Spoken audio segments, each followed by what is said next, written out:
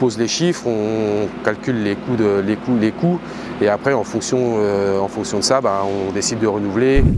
Bonjour les agris, aujourd'hui je suis à la CUMA de Maillé pour rencontrer Adrien Loyer avec qui on va parler du renouvellement de matériel.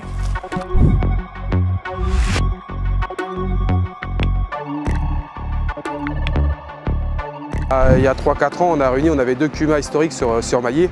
On avait la CUMA Maillé Pont-Malin qui avait les batteuses, donc les moissonneuses batteuses, les tracteurs. Et on avait la CUMA de Haute-Rue qui avait l'ensileuse, les remorques, tonnes à lisier, et puis un peu de matériel d'hiver.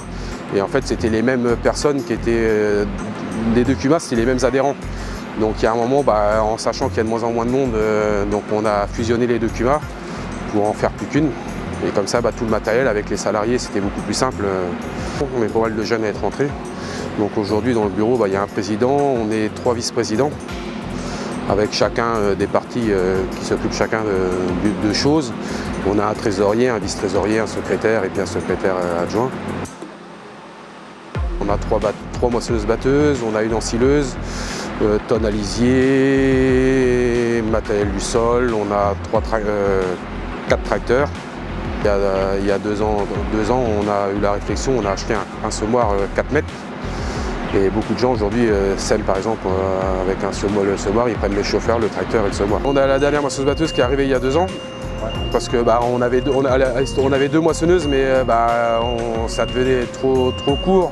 Et puis on s'aperçoit qu'avec les conditions météorologiques qui sont de plus en plus capricieuses, il faut aller assez vite. Donc on avait pris la décision de racheter une 3e machine.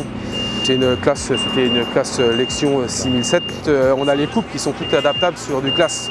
Donc en fait on a une autre marque, il fallait racheter des adaptateurs. Que là, bec à maïs, coupe à tournesol, on peut les mettre, c'est interchangeable sur les 3 machines, on peut mettre les coupes avant, on peut mettre ce qu'on veut. Donc c'était pour ça que le choix était le plus simple de prendre une classe.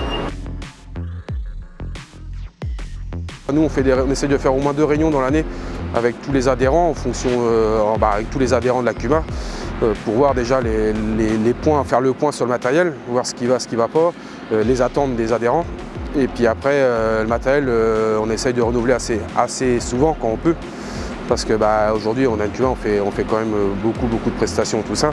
Et du coup, on n'a pas le choix d'avoir du matériel récent pour optimiser au maximum. On réfléchit à ça, on pose les chiffres, on calcule les coûts.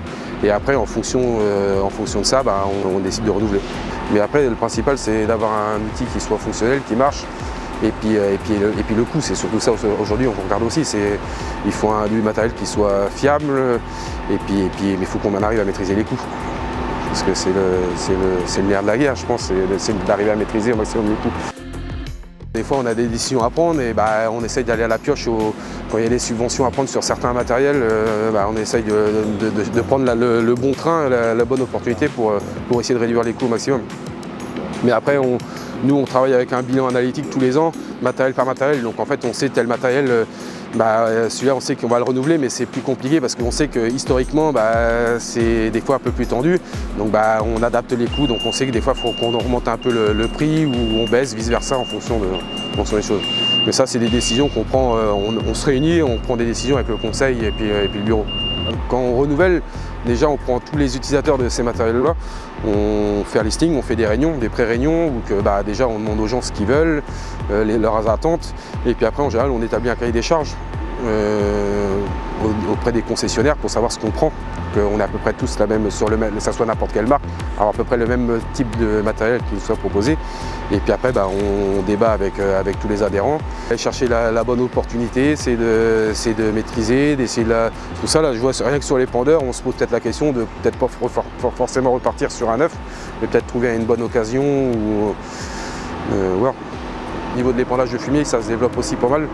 Aujourd'hui on a un télescopique, on a 2 épandeurs sur la CUMA et on a beaucoup de prestations de services clés en main, donc avec télescopique, 2 tracteurs, 2 chauffeurs et 2 épandeurs. Et aujourd'hui on commence avec 2 épandeurs, on commence à être un peu court, parce que les périodes d'épandage sont de plus en plus courtes. On est en train de regarder et d'envisager d'acheter un 3e épandeur pour avoir plus de souplesse et puis pouvoir satisfaire tous nos adhérents. On a du bon matériel, on a des très bons chauffeurs aussi, donc c'est vrai que c'est ça qui fait notre force aujourd'hui avec CUMA de Maillé, c'est On a du matériel récent, on essaye de renouveler, d'être toujours dans le tempo de ce qui est des nouveaux trucs. C'est un tout qui fait qu'aujourd'hui, je pense que la Cuvade Maillet, c'est une Cuma qui se porte bien et puis qui se développe parce que on avance avec le conseil d'administration, avec le bureau, avec les adhérents, on a envie d'aller de l'avant.